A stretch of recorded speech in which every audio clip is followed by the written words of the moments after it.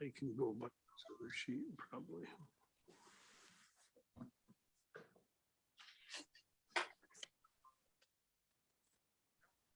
Hello, Brian. Nick Lang calling. County board meeting is starting. Yeah. Door. Right. Did you hear?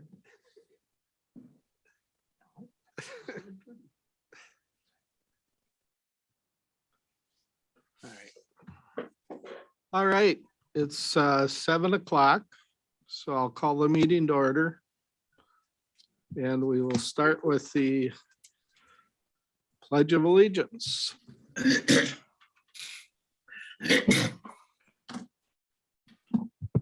I pledge allegiance Pledge allegiance to the flag of the United United States States of America, and to the to the republic republic which it stands, one nation, under under God, God, indivisible, indivisible, with with liberty liberty and justice for all.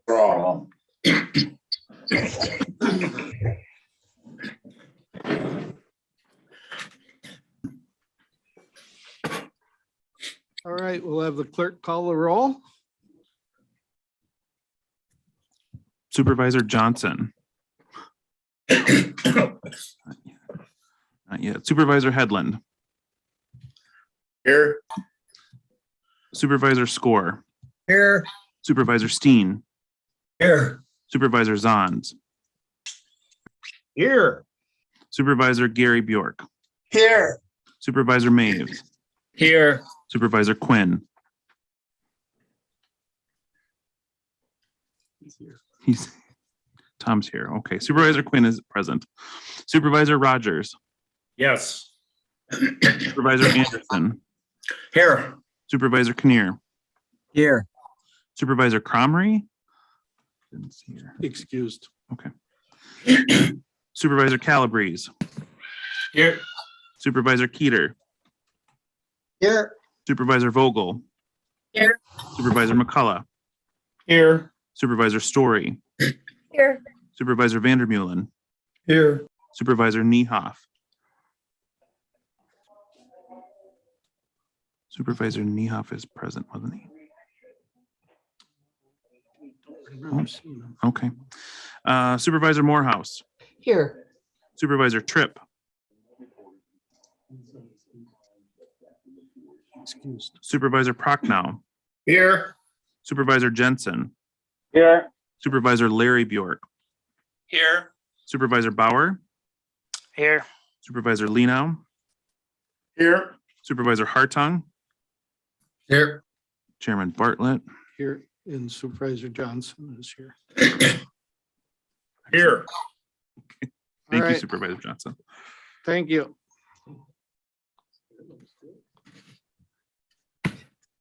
Good evening and welcome to this special meeting of the Dunn County Board of Supervisors. We are here tonight to present and review the Dunn County legislative agenda for 2022 with our representatives. I want to welcome our distinguished guests. Senator Kathleen Bernier from District 23 and Mary Jane Boehm with the Office of Representative Clint Moses from the 29th Assembly District. Representative Rob Summerfield from the 75th Assembly District. So did I miss anybody? All right, thank you. Thank you all for taking time from your busy schedules to meet with us tonight. It is always greatly appreciated when our representatives in state government make themselves available for conversation on matters that affect us all.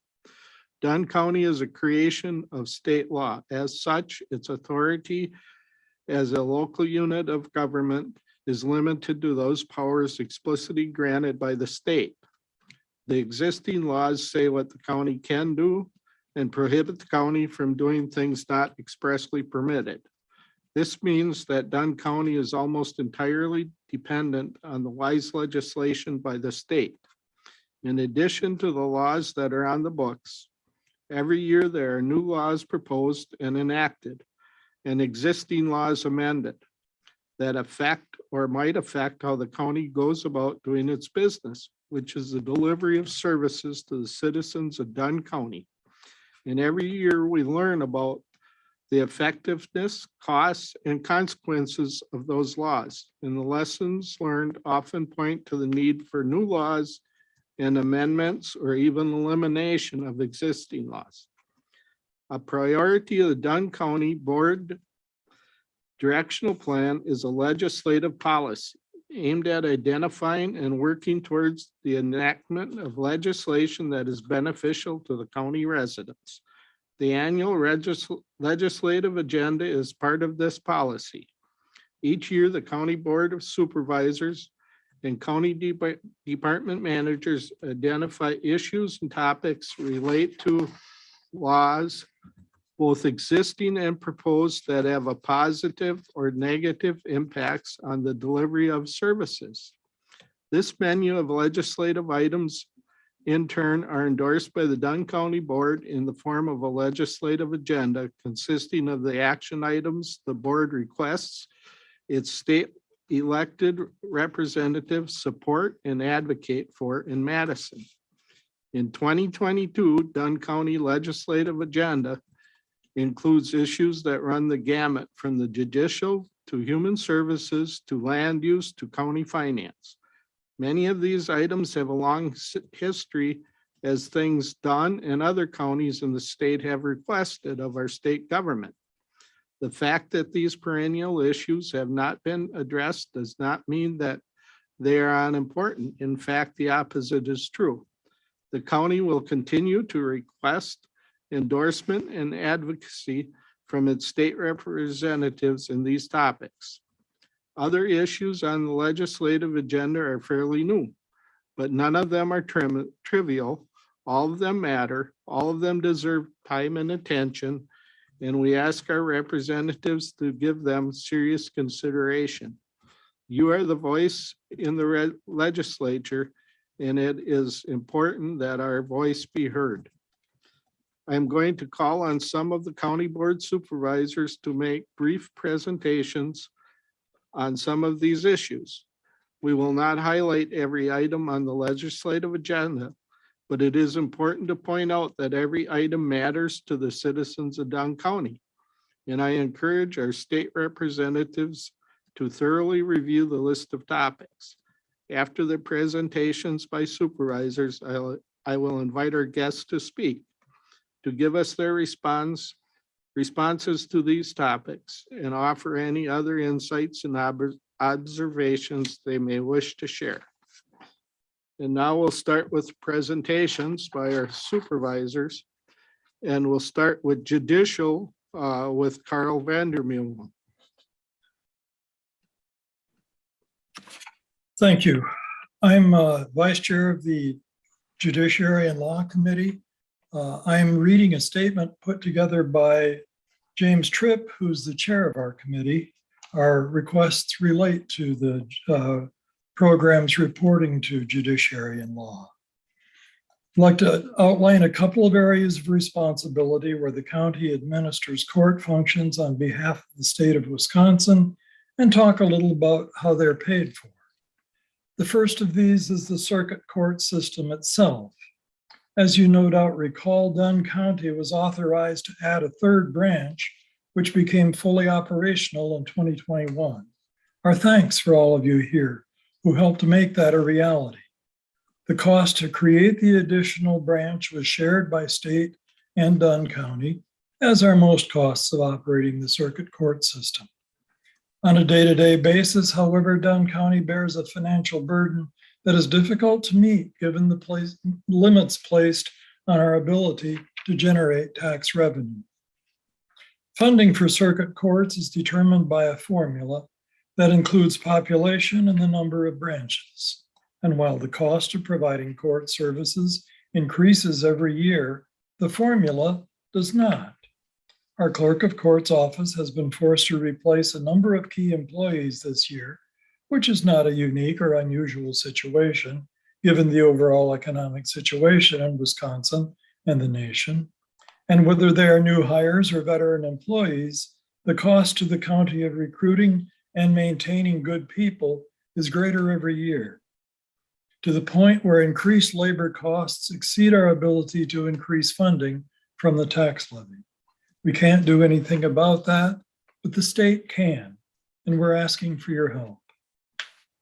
The second area of funding is for guardian ad litem services. County funding from the state is based on the same types of considerations, including number of branches, number of cases in which guardian ad litem services would likely be needed, and revenue generated by fees for services.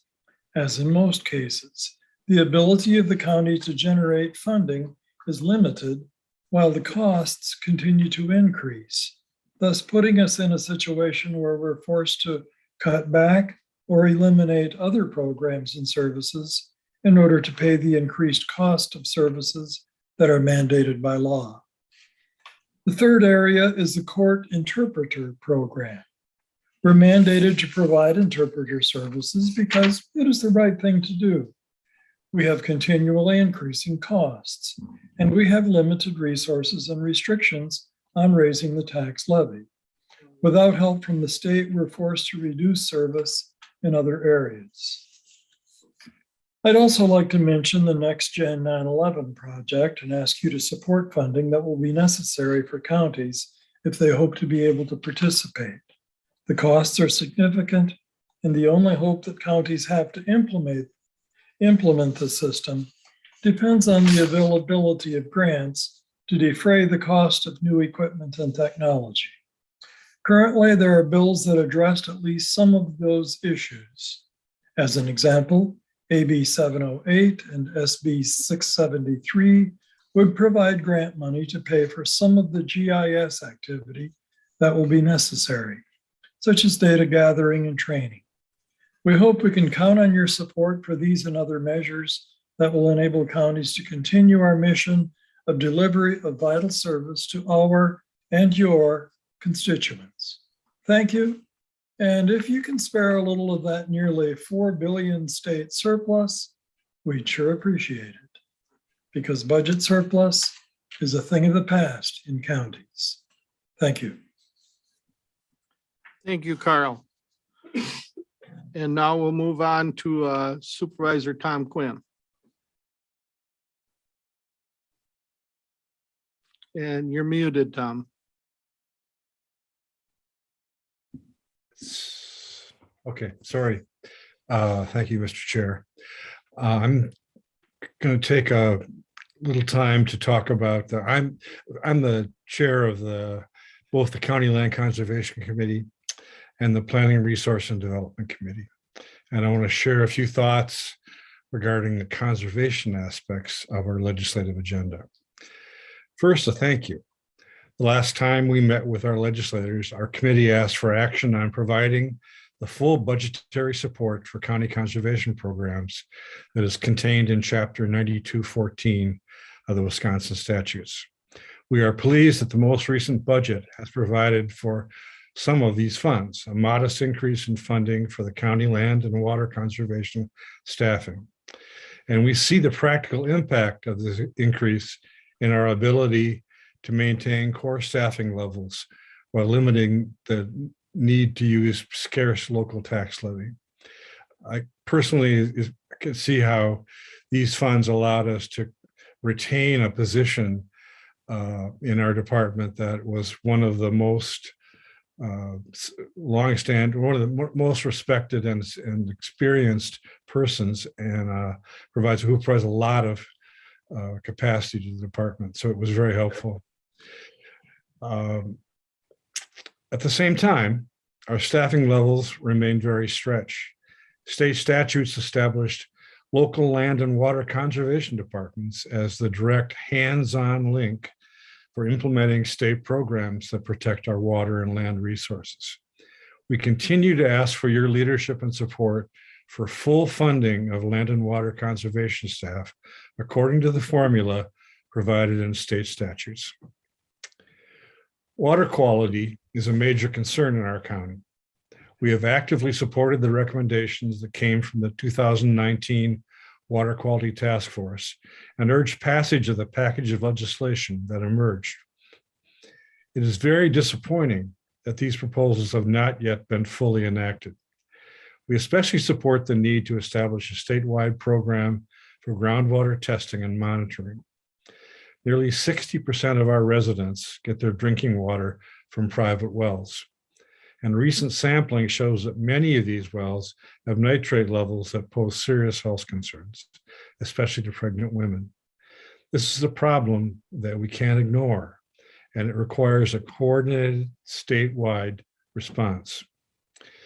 We understand that several of these water quality proposals are embedded in proposals currently moving through the legislature. We also understand that it is likely that the legislature may adjourn early this session, once again leaving no time for the hearings, negotiations, and adjustments necessary to move these measures to a final vote.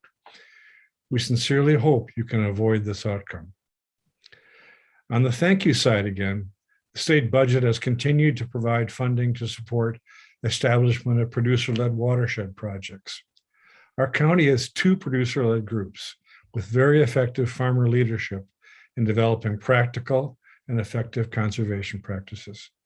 We support expansion of these programs, including funding for farmer-led groups focused on implementing managed grazing practices. And 2 final points. We are disappointed that the targeted performance standard nitrate rule revision has been unable to advance after 2 years of development due to legislative timelines stalling out. This rule would provide a much needed update of the regulatory framework for managing nitrate use and avoiding groundwater contamination. This can be a difficult and contentious issue, and it needs full engagement by all aspects of the ag community and others. But we need to make progress, and avoiding discussion and consideration is not a solution. Also, we request your support for review and update of livestock sighting regulations, ATCP 51, to provide local governments with greater authority in regulating the sighting of very large animal operations.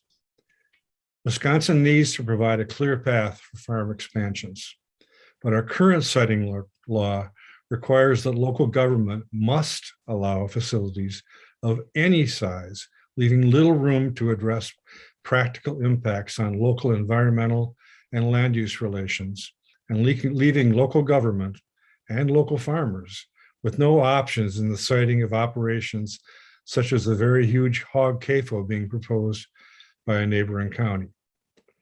It's time to find a way to meet the needs of both our local ag producers and our rural residents. We appreciate your thoughtful consideration. Thanks. Thank you, Supervisor Quinn. And now we'll move on to Supervisor Diane Morehouse. Thank you, Mr. Chairman, and welcome to our guests. Thank you for being here. I assume that you've looked at the legislative agenda, and the one from Health and Human Services is very long, so I will focus on just a few key areas here. The Health and Human Services Board of the Dunn County Board of Supervisors oversees the Department of Human Services, the Public Health Department, and the Veterans Services Office. These 3 agencies serve the most vulnerable of the citizens of Dunn County with a wide range of programming and services. Because funding is always a consideration, this brief summary will highlight areas of continued concern in our county and across the state. Child welfare services sit at the front and center of work most visible to the public in the human services arena. A significant infusion of funding in child welfare in the last biennium benefited Dunn County by lowering social worker caseloads, stabilizing the workforce, and helping to develop additional community resources aimed at reducing out-of-home placement numbers. But the work in this area is never completed, and a continued focus on funding what it takes to keep the children of our state safe and well needs to remain at the forefront of all future funding decisions. Counties continue to have huge overmatch in child welfare services. Our children cannot afford for the state to fall further behind in funding critical protection services, especially as we move forward with implementation of the federal Families First initiative. Excuse me. Your support in increasing child welfare funding in proportion to the need remains an ongoing request. The Birth to Three program is a statewide early intervention program serving children under the age of 3 with developmental delays and disabilities, as well as their families. Part C of IDEA requires that all infants and toddlers with disabilities eligible for early intervention services be identified, located, and evaluated. The cost to operate the Birth to Three program continues to increase, with counties funding the highest percentage of program costs. In Dunn County in 2021, the Birth to Three program cost $574,699 to operate. Of this amount, $238,500 was funded with county levy. In the last biennial budget, increased state funding for the program was eliminated. Our request is that increased Birth to Three funding remain on the forefront of future budgets. Many of you have heard the term silver tsunami referencing our aging population. The county aging and disability resource centers are a valuable resource to a growing group of citizens as they navigate community-based supports and publicly funded long-term care services. ADRC funding has remained static for more than a decade, and future biennial budget requests will be to increase funding to meet increased need. And finally, because public health, veteran services, and the Department of Human Services deal with the unmet needs of our county citizens on a daily basis, we continue to support Medicaid expansion for Wisconsin. With levy caps, the ability of counties to expand services to meet increased need or to be creative in problem solving is not possible without a shift of funding for some of the services provided. Accepting Medicaid expansion would allow for new initiatives to improve healthcare access and quality of life for all Dunn County residents. As one of only 12 states who have not adopted Medicaid expansion, Wisconsin leaves untapped financial resources on the table, and counties like Dunn to fund services to those most in need with scarce county levy. Thank you. Thank you, Supervisor Morehouse. And now we will have Supervisor Brian Johnson, please. Thank you, Mr. Chair. Good evening. I'm Brian Johnson, Committee Chair of the Neighbors of Dunn County. I've been asked to speak to you tonight about legislative issues related to our county-owned nursing facility. First, I would like to thank you, the legislators who are present tonight, for taking the time out of your busy schedules to meet with us and listen to our legislative request. Secondly, we would like to thank all of our legislators and representatives who have prioritized these concerns in the past as we have made headway. Our goal now is to continue this momentum, though we are very grateful for the steps that have been made in the correct direction. Our state skilled nursing facilities still need our continued support. The following requests are an effort to keep nursing facilities both sustainable and able to provide quality health care to elders in our communities. Our first request is in an effort towards continued increases to the Medicaid reimbursement rates on a regular and sustainable basis. We are requesting that the increases to the Medicaid reimbursement rates continue to occur to support skilled nursing facilities, and the cost occurred by them to care for the long-term care residents in our state. The increases that have been made over the past few years have been greatly appreciated. The hope that these increases were not a Band-Aid attempt and will continue on a regular basis to keep our nursing facilities sustainable. Previously to the recent increases, Wisconsin was at a desperate breaking point in regards to Medicaid rates.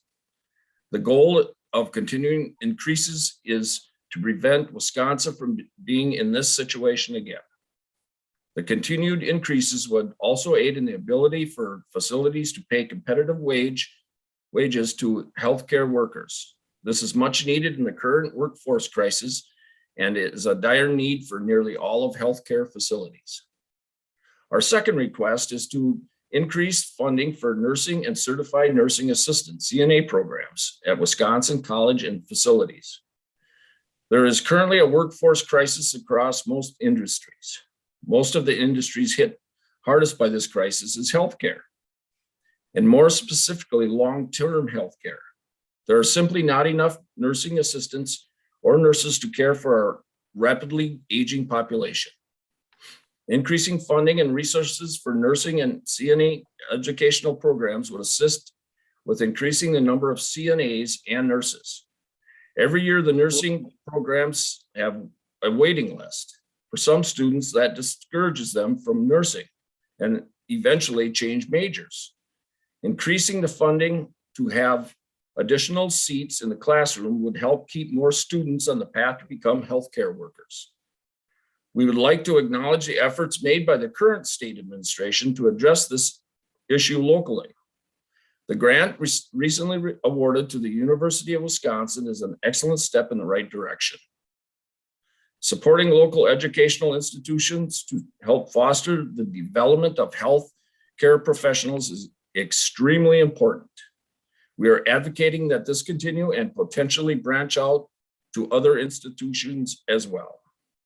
Again, I would like to thank you for your time and all the effort that has already been made in regards to these topics. We are very fortunate to have representatives that are open to listening to our needs and requests. Dunn County urges you to continue support these efforts, showing that Wisconsin does value our older population and aging services. Thank you again. Thank you, Supervisor Johnson. And now we'll move on to Supervisor Jim Anderson. Thank you, Chairman Bartlett. Jim Anderson, I'm chairman of the CRT committee that stands for Community Resources and Tourism. 1 year ago, our request was for you to expand and make more state money available for broadband expansion. And you have stepped up. We greatly appreciate that. In fact, Dunn County now has 7 applications on the board for the March to expand broadband within Dunn County, and that'll be crucial for us and greatly appreciated. So Rob Sommerfeld, especially for your leadership on this, and others, you have done a great job in helping us step up with more funding for broadband. But we aren't anywhere near where we need to be. And so Dunn County will continue to try to work with the ISPs and to be able to expand broadband so that every resident in rural Dunn County can have access to high-speed broadband. So it's helping a lot. We are a telecommuter forward and broadband forward certified county, and we think that helps a great deal, and we are working with our ISPs. So first of all, we thank you to all of our legislators for that support. My committee also works with the UW Madison Extension, so all of the Dunn County Extension workers report to our committee. We're very appreciative of the university, the great expansion, what they do, and for that education facilities. And the Dunn County Economic Development Committee also reports to this committee every month. Now, this is all part of economic development in the county, broadband, economic development with Dunn County EDC. And the final issue that I mean to bring up is the T in our committee called tourism. We're looking at rural tourism. At one time, we thought of it as agriculture tourism, and Dunn County is a rural and agriculture community. But we are not a Door County. We're not a Wisconsin Dells. We're not a Lake Geneva. We recognize who we are in Dunn County, and we're proud of that. We are a rural county and surrounding a great university here at UW Stout in Menominee, and we are fortunate that we have a community that has that along, and we want to now expand our rural tourism. And so we have developed a website now that we will be putting in place probably as early as March. We will be reporting to the full county board how we plan to execute that. And I wanted you legislators all to know that we're trying to expand that here in Dunn County. And if there's any help or assistance at the state level that you can give us in making rural tourism a little more affordable for us here, we greatly appreciate it. I have no specific requests other than that, except to say to you, a thank you to all the legislators for meeting with us like this annually. We get to know you personally. I wish we could meet face to face, but this is second best. And so in closing, I was going to say, we appreciate the help and the support you get. And if there are ever any questions that any of you have regarding how you might help us with more broadband services or rural tourism, any one of my committee would be happy to talk to you or anybody else. So to all of you again, thank you for support and for you being here tonight. Thank you. Thank you, Supervisor Anderson. Now we'll move on to Supervisor Gary Steen.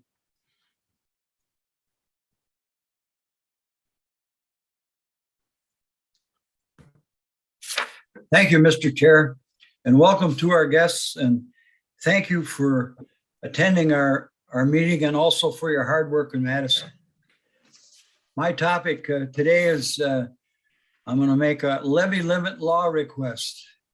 As with all counties in Wisconsin, Dunn County generates the majority of its operating budget from the property tax levy. Levy funds pay for everything from sheriff's deputies and 911 to child support programs, public health services, veteran services, repairs to local roads and bridges, and the maintenance of county buildings, parks, and facilities. There are literally dozens of county programs and services that are important to thousands of Dunn County residents every year. And despite some outside funding, such as grants, levy funds are necessary for the support and administration of all of them. Beginning in 2006, state law restricted the ability of local governments to raise the annual property tax levy by adopting the so-called levy limit law. This law capped the amount of annual levy increase over the amount levied the previous year to a percentage equal to the increase in equalized value due to net new construction. The net new construction number for the levy limit is provided annually by the Wisconsin Department of Revenue's Equalization Bureau. It is calculated by dividing the current year value of net new construction by the prior year equalized value of the county. Whatever the intention of this law, the effect over time has been to strangle the ability of local governments to meet their mandates, to provide the services and programs demanded and deserved by its citizens.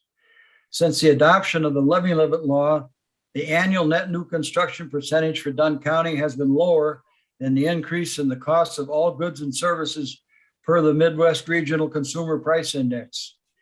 That difference, while small each year, has a cumulative effect, resulting in the county steadily falling behind in its ability to pay for the services and programs it is required and expected to provide. Never mind the ability to fund new programs or expand existing ones. Further, each year that the net new construction is lower than the annual increase in the cost of goods and services, the law forces the levy limit to be at a lower level for all subsequent years. The consequence is that, like many units of local government, Dunn County has had to turn to available reserves in its fund balance to plug the gap created by levy limits versus expenses or borrow more, which increases the tax burden for every property owner. Dunn County has exhausted its cash reserves. The fund balance now stands at the minimum recommended by good accounting practices for the county to maintain its credit rating, approximately 35% of the annual operating budget. The percentage change in costs of goods and services in the meantime continues to outpace the percentage of net new construction. This year, the county is facing the likelihood of having to reduce levels of service or eliminate programs. This will have a real consequences for county residents. Cuts may adversely affect the elderly, children's support services, those with financial needs, those with mental health issues, the response time for emergencies, the maintenance schedule for public infrastructure, and the livelihoods of county employees who may face reduction in hour or layoffs. The people that will be negatively impacted by the consequences of the levy limit law are not abstract issues and statistics. They are our parents, our children, our neighbors, and friends.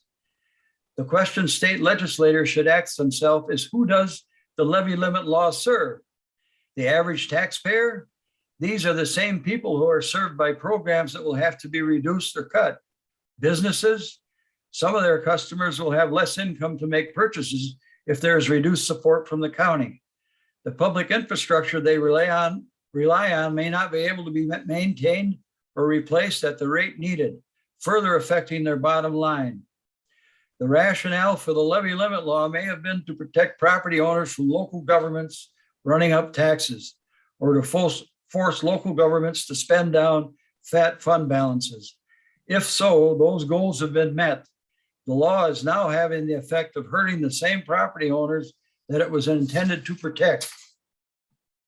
The fundamental flaw in the levy limit law is the assumption that new construction would keep pace or outstrip the increasing costs of services and programs. This has not happened, and local governments across the state are now unable to sustain those services and programs at the levels dictated by actual needs. The law also impedes the ability of the county to respond to new problems and trends. Consider, for instance, the skyrocketing costs and consequences of the drug epidemic over the past few years, which has put an unprecedented strain on our public safety and judicial system, human services, and child support services. This significant problem was unanticipated when the levy limit law was enacted, and the law severely constrains the county's ability to adequately respond. What Dunn County and other units of local government is asking that the law be amended to allow local governments to keep up with the cost of doing its job by adding the yearly regional consumer price index to the annual percentage by which the levy may be increased. Continuing to allow the adjustment to levy by net new construction makes sense, as infrastructure services and programs must be extended to new houses, businesses, and industry. Adding regional CPI would allow counties to also adjust the levy to reflect the increase in cost of providing infrastructure and services to the already existing homes, businesses, and industries. This proposal is not a request to build up the local fund balance, nor to get ahead of costs. It is a request for a life preserver to allow the county to keep its head above water. Counties and cities are the delivery point for most governmental services, whether local, state, or federal.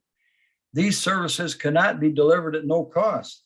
Either the state must step up with substantially more funding for the programs it mandates, or it must allow local government to make changes in their revenue. This means changing the levy limit law. Dunn County's proposal is a reasonable response to the reality of funding government services. The need to change the levy limit law should not be regarded as a partisan issue. It should be regarded as what it is, a people issue. Thank you for your time, and we would welcome your consideration of our request. Thank you. Thank you, Supervisor Steen. And now we'll hear from Supervisor Kelly McCullough. Thank you, Mr. Chair. I've been placed here towards the end of the program, I presume because I've reputation for brevity, and I will try to maintain that here. So first, thank you all for coming. I know that we all appreciate the chance to share our priorities with our legislators. I intend to keep this brief, as I said, because the problem is a simple one and the solutions are also simple. Our roads are in dire shape, both here in Dunn County and more broadly in all of rural Wisconsin. Drive anywhere in this state, and if you get very far off the biggest arteries, you will hit roads that are desperately need to be rebuilt. When I started on the highway committee here, I was 42. The average time to rebuild a given road was something in the neighborhood of 25 years. So someone my age could reasonably expect to be driving on a road younger than they were.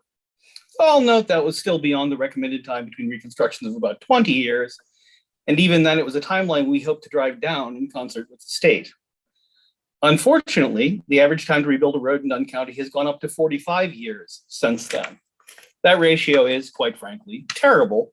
And the reason for it is simple. It costs a great deal more to build a road mile now than it did even 12 years ago. It also costs more to maintain roads. The cost of our materials and equipment have risen substantially faster than the rate of inflation. Pavement, salt trucks, labor, staff time, all of them gone up a great deal, and highway funding hasn't come close to keeping up. I could swamp you with data on the subject of costs versus funds, but really all you have to do to see the problem is take a drive through the area. And that's a message much clearer than numbers could ever be. Part of that is the levy limit. We at the county and municipal level literally can't raise taxes fast enough to cover costs because our budget has been forced to remain essentially flat for the entire time I've been in government. But it's also the case that state aid to counties and municipalities haven't kept up with costs. Though they have risen some, especially in the last few years, we do appreciate that, it's simply not enough. One method to keep up with those costs would be bring our gas taxes up to a level comparable to surrounding states with that money dedicated to fixing the roads of Wisconsin. I know that no one likes to raise taxes. When a gas tax increase is framed as being dedicated to fixing the roads, I found that people do tend to come around to accepting it because the need is obvious to anyone who drives in Wisconsin. Are there other ways to raise that revenue? Absolutely. And I know that local governments in Wisconsin are open to whatever solution is proposed by the legislature. So in closing, let me thank you again for coming to hear us out. On the highway side of things, our needs and priorities are quite simple. The roads are falling apart, and that problem's gotten steadily worse over the last decade of my time in government because Wisconsin hasn't fixed the funding problem. I don't think anyone is particularly attached to the details of how it's done, though a gas tax increase in line with regional numbers is probably the most obvious choice. But fundamentally, what people want is simple: to be able to drive safely on smooth roads that are clear of snow and the potholes and debris that slow traffic and damage their vehicles. Thank you. Thank you, Supervisor McCullough. And now we would like to hear from our state legislators. So could we hear from Senator Kathleen Bernier, please? I think I've unmuted myself. I'm not sure if you can see me. We You can hear you. me. Hear you. Okay. Oh, we can see you too. Yeah, thank you all for including us in this informative presentation. It was kind of nice. You all took turns. This was my first and my last commitment on Joint Finance Committee. As you all know, or likely know, I am not running again. It was an interesting experience, to say the least. I have been working, I wanted to point out, it was my budget motion that got the additional funding for the conservation departments in the counties. So I was pretty proud of that, having worked as county clerk and friends in the county conservation office in Chippewa County. I know the important work that they all do. In addition, in regard to, I don't know if your finance director's on here with you, but I was kind of wondering, the subsidized guardianship funding was also my baby, and that should be freeing some money up for your human services department, as the county got stuck paying for all of that funding for subsidized guardianships. And so that should help, I would think, with that human services budget. I recognize that y'all would really appreciate if we go back and do some more legislating and spend down the projected surplus. But bear in mind, we have an uncertain world and country right now, and the projected surpluses may or may not pan out. And just know, when we go in to the next budget cycle, which will be a year from now, these priorities will certainly be considered. And I would prompt Wisconsin Counties Association. I've worked with them pretty closely too, especially on the subsidized guardianship and various other things. that I'm sure you're going to mobilize WCA to pursue many of these important issues that you have in front of us tonight. I also have a bill that is called Benwood Creek Pilot Project. That is going to be a great program to address phosphorus. And I was looking up, and there are people a lot smarter than I am. But if you do a cover crop in between your corn, that will take up the phosphorus, and I believe it will help with some nitrate issues. That is right now a program, a pilot program, that it doesn't just, pay the farmer to not plant or to do this or that.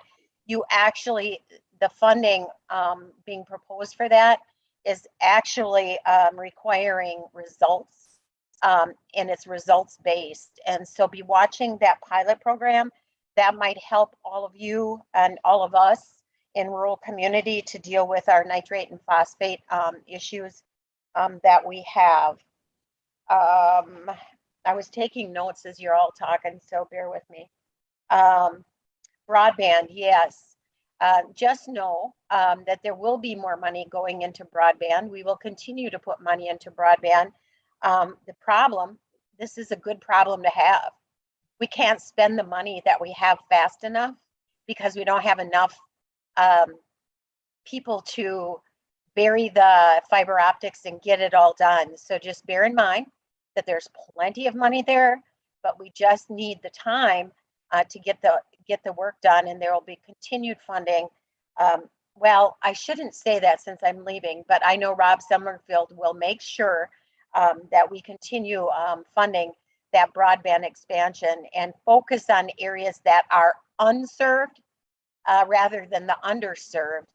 And we've all had some debates in our caucuses, in our legislature about the unserved versus the underserved. But I think unserved should be served first, then we'll look at speed and that sort of thing going forward. I appreciate our UW system, like our education system in general. I think it's something we can be extraordinarily proud of. I graduated from UW Eau Claire back when I was 42 years old, which was only a few years ago. And it's when education is just like an ongoing forever thing. I think in this day and age, most always that we have people that need to retool. I have a son that's a UW Stout graduate in construction management. He was just here today helping me work on my basement. He's going to look at retooling too, because construction, when you get to be 45, 50 years old, might not be your body might not hold out. And UW Stout will be the benefactor of my second oldest grandson come next fall as well. So I do have a nice tight connection to Menominee with my children going to school there. I have always been an advocate to either adjust the levy limits or provide a sales tax option other than the 0.5%. I assume you all do the 0.5%. Yes. Yes. So an additional 0.5% sales tax, I believe that is the way to go. If you look at your financials over time, maybe in 2008 or 9, your sales tax dipped, but otherwise it usually continually grows. And so I firmly believe sales tax option is the way to go. And you can usually over time calculate approximately how much increase in sales tax that you will receive. And I assume since the Wayfair case, your sales tax took a nice jump with the internet sales. And so I would encourage you to pursue the request for sales tax rather than levy. But do what you got to do. And roads and transportation, you are correct. I also think a few cents on gas tax wouldn't be bad. And we're going to see another huge increase in road construction with the price of oil as it is today. and rising as we speak. So it's not going to get cheaper to do roads anytime soon. It's going to become more expensive. And that is a federal issue, which you might want to talk to your federal representatives on as well. So thank you for allowing me to be here. And I hope I didn't ramble too incoherently. Thank you very much, Senator Bernier. And now we'll hear from Representative Rob Summerfield, please. Yeah, thank you. Everybody can hear me. I'm having problems with my camera, so We just can get the. hear you. Okay, good. Thank you, Chair. Yeah, I think Senator Bernier hit on a lot of the points, so I won't, talk about what she described. The question, I know in the judicial, we were talking about Next Gen 911, the bill 708. It's on the way to the governor's desk. We both houses passed it within this last month. So continue to work with judicial. I know I've been very happy to get the third branch in the done. We still have, more and more issues, especially with the meth and opioid issues. But for us to continue to make, progress on that, I think conservation, Senator Bernier mentioned that, continue to look at new ideas on this. I think we've made progress, but I think with everything on this list, we have the need to potentially look to even other bigger things on, conservation. With health, I think been proud of the nursing home reimbursements and everything. I think I even mentioned maybe the last year we had this call because nursing homes are just going to be a major issue for the next 10, 15 years. Especially, I use the comparison of when my great grandma went in a nursing home. That was probably early 90s. She was on private pay for a while. And she ended up living there, I think, 5-6 years. And in the end, ended up going Medicaid. Now nursing homes are pretty much all Medicaid. So we do not have the private pay that helps to outweigh the cost of the lack in reimbursement for nursing homes. So that's, I think, a big picture that, right now, I think continuing to make big increases in reimbursements good, but we do have to look at the long term or what we do to take care of our elderly population, because it's, I think, one of the most important things we need to do. So continue to work on that. Broadband, I know Jim, Kathy talked about it. Just let everybody know, continuing to talk to your providers, your community members, the more and more you can get buy-in, even on the countywide level, if worst case, letter of support. If you have funding, it'd be great, but the more and more we can build support in these applications. Like Senator Bernier says, I know we'll be continuing to make investments into it. From what I've been told, we're probably getting another 100 million at the minimum from the government and one of their ARPA bills or Build Back, one of the government spending bills, with potential for more money coming besides due to the formula. I look forward to continuing to work on, increased funding to it. We think you can look at the picture and say, hey, we need a lot more work, but we've done a lot of more work, and we need to continue to make this a priority, which I know most of my colleagues agree with me on this, but it does take time. Construction costs, everything are going up, so your dollar doesn't go as far as it used to be. And that's kind of with the inflation going with the levy limits and the roads. I think Senator Bernier mentioned, with our surplus, if we're running 10%, 12% inflation, I don't know where we're going to be going forward in the next 2 years, because that will take a lot of people's income right away. So they're not spending money. So then in turn, we don't get the tax revenues. So it's a very vicious circle. I'm hoping that this inflation is a short term, but I'm not optimistic that it's going to be short term. So that's, I think, one of the biggest things as us being policy makers at the local level and at the state level and the federal level.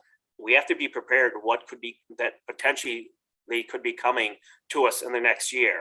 So that's why I think before we start spending everything in our coffers right now, let's take the slow approach. Let's see if our actually predictions for what our fiscal picture in the state is actually going to be on July 1st of this year. And so we're sitting well in the state, but I think there's some storm clouds coming that we need to prepare for.